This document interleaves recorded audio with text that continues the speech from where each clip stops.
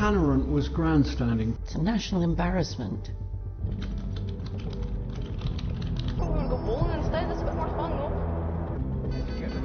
High priority theory. That, young lady, is a matter of opinion. Lock the door. Don't make a sound. Doesn't even have a neck. Yap, kali ini ada sebuah film dari Abang Botak yang udah pasti terkenal seantero bumi. Ya, Jason Statham. Mengisahkan tentang sebuah perjalanan seru agen terkuat. Langsung aja masuk ke cerita film yang berjudul Shelter. Awal cerita mengisahkan tentang seorang pria yang tinggal di sebuah pulau terpencil. Ia tinggal di sebuah mercusuar yang sudah terbengkalai. Pagi itu, dia sedang menunggu di atas mercusuar sambil mengamati sekitar. Tak lama kemudian, sebuah kapal bersandar di dekat pantai. Ternyata, itu adalah kapal yang biasa memasok minuman keras yang selalu ia pesan setiap minggu. Seorang gadis kecil mendayung perahu kecilnya menuju daratan untuk mengantar pesanan pria ini. Pada hari itu, sang gadis kecil memberikan sebuah hadiah pada pria itu dan menaruhnya di atas kotak minuman pesanannya. Pria ini hanya mengawasi dari jauh tanpa melakukan kontak. Setelah sang gadis pergi, ia dan anjingnya turun menuju kabinnya. Kemudian, ia hanya memandang kapal pengirim minuman itu pergi. Setelahnya, ia langsung membawa minuman pesanannya ke rumah tanpa menghiraukan hadiah yang diberikan gadis itu. Pria ini tampak kesepian dan depresi. Kehidupannya begitu sepi. Waktu tidur pun, ia tak lepas dari mimpi buruk. Tak heran, minuman keras adalah pelarian satu-satunya. Seminggu berlalu begitu saja. Tibalah saat gadis kecil itu mengirim pasokannya lagi. Kali ini, cuaca sedang buruk. Karena melihat hadiahnya tak dihiraukan, gadis ini mengetuk pintu dan memaksa pria ini menerimanya. Namun, karena merasa terganggu, pria itu memperingatinya. Dengan kesal, gadis itu kembali. Namun, karena cuaca buruk, kapal kecilnya terhantam ombak. Gadis itu tercebur ke dalam laut.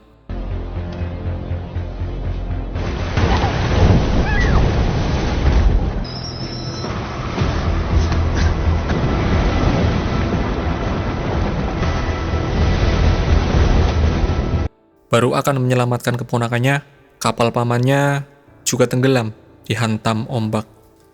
Untungnya, pria itu menyadari apa yang terjadi dan dengan cepat ia mencoba menyelamatkan dua orang yang sedang tenggelam itu.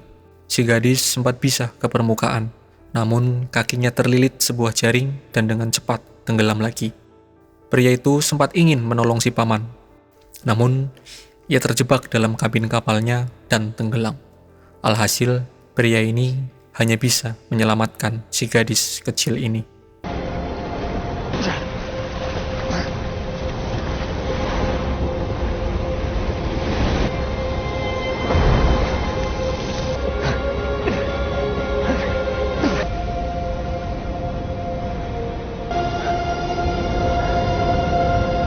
Setelah diselamatkan dan terbangun, gadis ini menanyakan pamannya, dan si pria ini memberitahu bahwa pamannya telah tenggelam.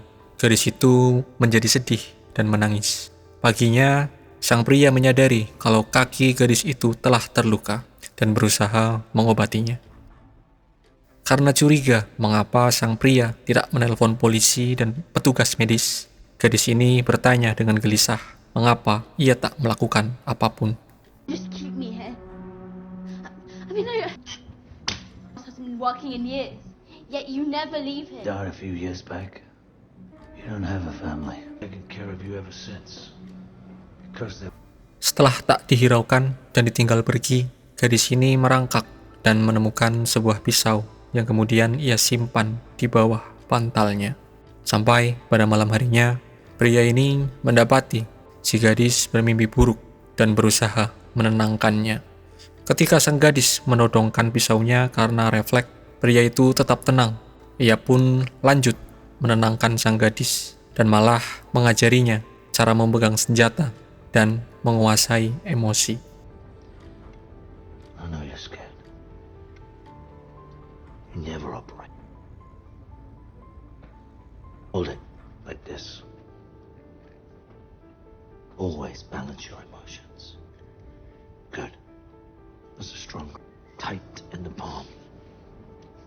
Beberapa hari berlalu.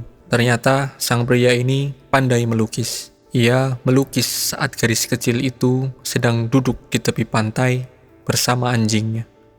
Akhirnya mereka berdua mulai dekat dan berbincang. Bahkan gadis kecil itu pun menamai anjing pria ini dengan sebutan Jack. Setelahnya, ternyata kaki gadis ini mengidap infeksi dan tak menunjukkan tanda-tanda kesembuhan. Dan sepertinya kali ini ia harus ke kota untuk mendapatkan suplai obat.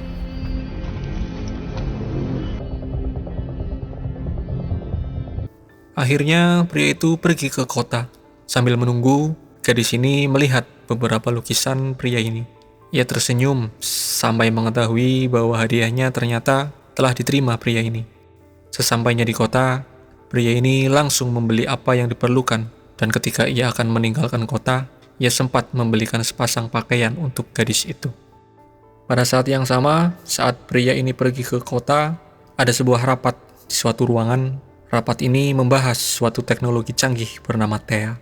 Teknologi ini adalah sistem kecerdasan super yang berguna untuk pengawasan. Namun, Thea ini seperti disalahgunakan oleh Perdana Menteri dan seorang pria bernama Manafort. Dan benar, setelahnya, Perdana Menteri dan Manafort berbincang. Bahkan, Perdana Menteri sampai mematikan rekaman percakapan itu dan membuat siasat bersama Manafort. I think this could six as an interim appointment and then after enjoy your retirement. Choice.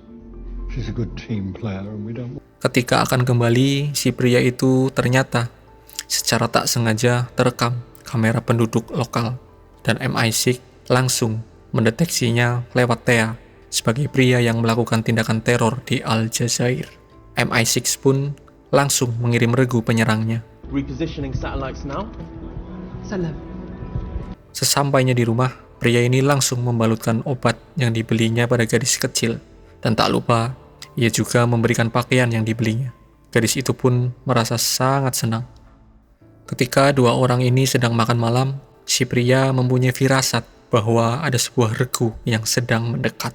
Setelah mengamati sekitar, pria ini melihat sebuah kapal sedang mendekat. Ia pun langsung menyuruh gadis itu untuk berlindung. Kemudian mengambil sebuah pisau dan bersiap menghadapi para penyusup ini. In the bathroom.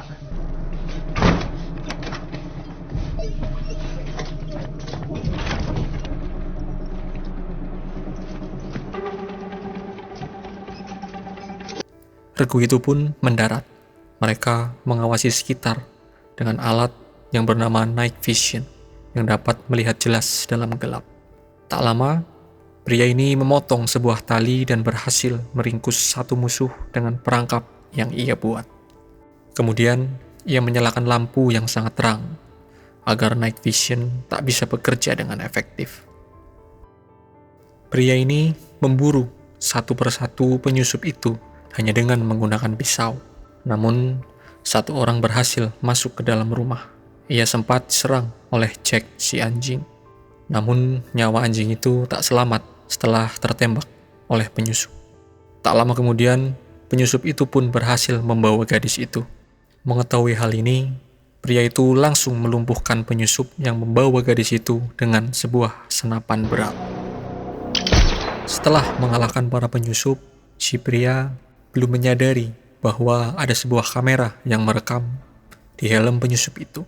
Kemudian ia menyuruh si gadis menunggu di tepi pantai, sementara pria ini masuk ke dalam rumahnya dan melihat anjingnya tergeletak. Ia tertunduk lesu. Tak lama kemudian, ia langsung menelpon rekannya dan mengatakan ia akan menemuinya tak lama lagi. Setelah menghancurkan telepon sekali pakai itu, akhirnya mereka berdua pergi meninggalkan pulau.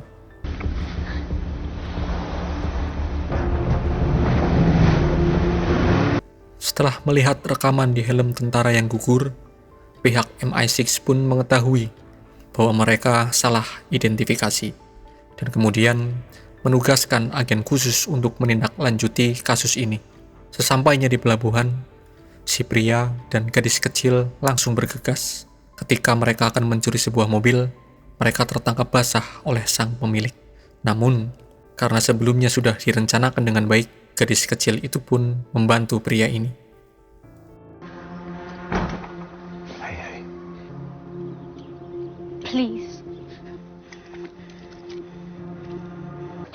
I've only stitched goats and sheep. I'm gonna need your truck. Where's your son? Callum!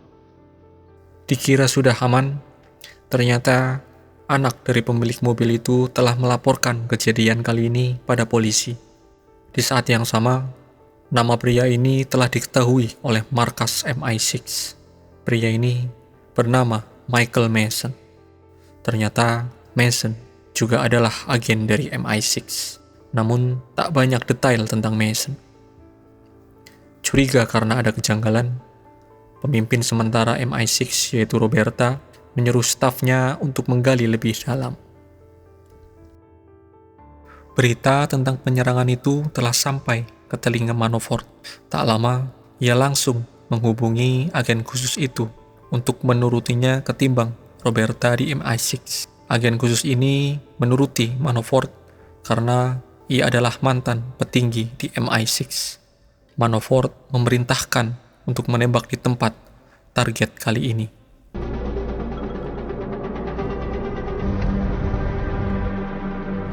Hold a perimeter. Do not engage.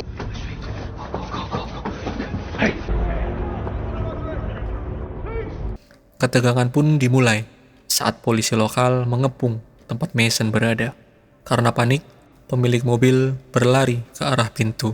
Sempat ditahan oleh Mason, tapi nyawanya tak selamat karena ia langsung tertembak oleh agen khusus. Mengetahui adanya agen dari MI6, Mason langsung mengambil tindakan cepat dengan melumpuhkan beberapa polisi lokal dan segera melarikan diri dengan mobil polisi.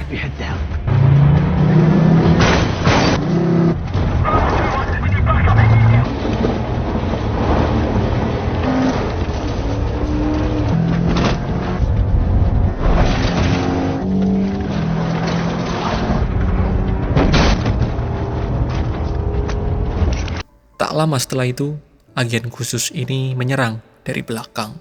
Namun, karena pengalamannya jauh lebih banyak, akhirnya Mason bisa melumpuhkan agen ini dan melanjutkan perjalanannya menemui rekannya. Pada adegan selanjutnya, Roberta sedang berbincang dengan Manafort mengenai Mason. Di sini, Roberta mengetahui bahwa Mason adalah agen yang sangat ahli.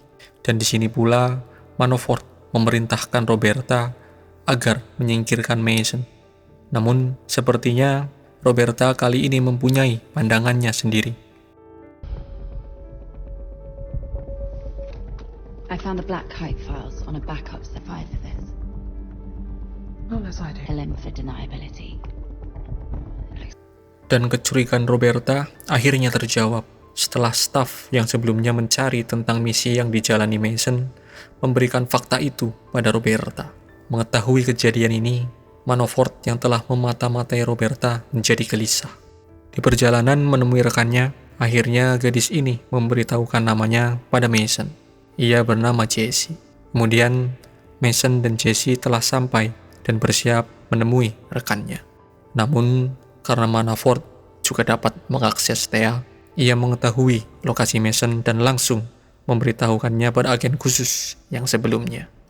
Setelah bertemu dengan rekannya, yang ternyata adalah orang yang membuat Thea, Mason berniat untuk menitipkan Jessie padanya.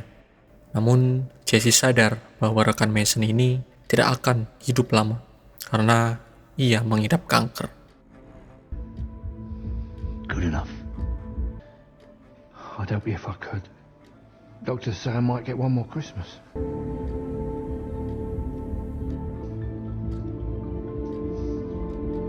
Mengetahui bahwa akan dititipkan, Jessie merasa sedih. Baru akan menenangkan Jessie, akhirnya agen khusus itu datang menyerang. Mason dan agen ini pun berduel lagi. Lagi-lagi karena pengalaman, akhirnya Mason dan Jessie bisa melarikan diri dengan aman. Let him go. Get in now! Go! Go, go, get in!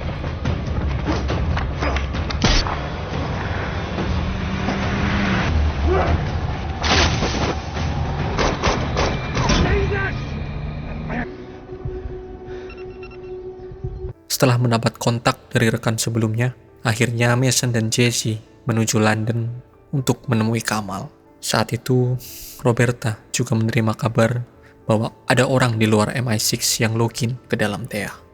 Tak lama kemudian, Roberta mengetahui bahwa itu adalah ulah Manafort. Karena khawatir kejahatan masa lalunya akan terbongkar, Manafort mengerahkan anak buah lainnya untuk meringkus Mason. Akhirnya, Mason dapat menemui Kamal. Ia mengajukan sebuah permintaan pada Kamal untuk membantunya membawa Jesse pergi ke tempat yang aman. Kamal sempat menolak karena ia merasa tak menguntungkan baginya. Namun, saat Mason menyebutkan nama Manafort, ia langsung mengiyakan permintaan Mason itu. Yes, Kamal. With impunity. Both. You're lying. Bring me in. I reckon you got to walk in here to your club. Every hour. And I'll go cut the head off the snake. Setelah mendapatkan paspor dan identitas baru, Mason dan Jesse segera bergerak menuju pelabuhan. Namun kali ini, Mason dihadang oleh anak buah Manafort. Dengan keahlian dan pengalamannya, ia berhasil mengalahkan semua anak buah Manafort dan berhasil menemukan Jesse yang sebelumnya sempat tertangkap dan disekap di dalam mobil dengan bantuan dari rekan yang sebelumnya.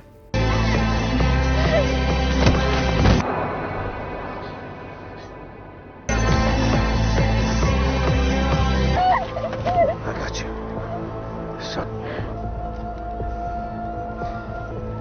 I got you, Jesse. Jesse pun berhasil sampai di pelabuhan bersama Mason. Sempat cekcok karena tak ingin melarikan diri sendiri. Akhirnya, Jesse tetap pergi karena paksaan Mason yang sedang terdesak karena diserang agen khusus itu. I don't want to leave you without you. You're safe. You saved me already. You saved me already. Duel akhir antara Mason dan agen khusus pun dimulai. Karena kali ini, Mason sudah tak bertarung sambil melindungi Jesse. Dengan mudah, ia mengalahkan sang agen khusus itu.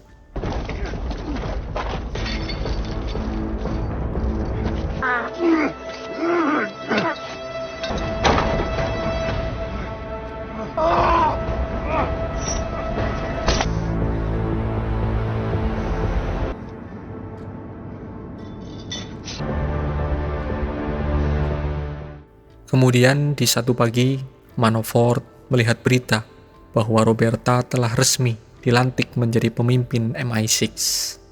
Tak lama kemudian, ia melihat para penjaganya telah tergeletak. Ia langsung menyadari kedatangan Mason. Mereka sempat berbincang, dan Mason langsung menarik pelatuknya untuk menyingkirkan Manafort. Manafort adalah orang yang selama ini membuat hidupnya dalam pelarian. As we were. I have to now. Film ini diakhiri dengan adegan Jesse yang sedang berada di sebuah kafe di Spanyol. Karena adanya Thea, ternyata Roberta masih mengintai Jesse. Lalu kemudian CCTV kafe itu bergerak dan terlihat siluet Mason di seberang jalan. Film ini diakhiri saat Jesse lari ke jalan, namun Mason sudah tak terlihat. Begitulah akhir cerita film ini. Dari film kali ini, yang banyak mengajarkan kalau kesepian itu menyakitkan dan menyiksa. Semoga semua pada bahagia aja ya. Terima kasih yang udah nonton. Jangan lupa like dan subscribe. Cheers.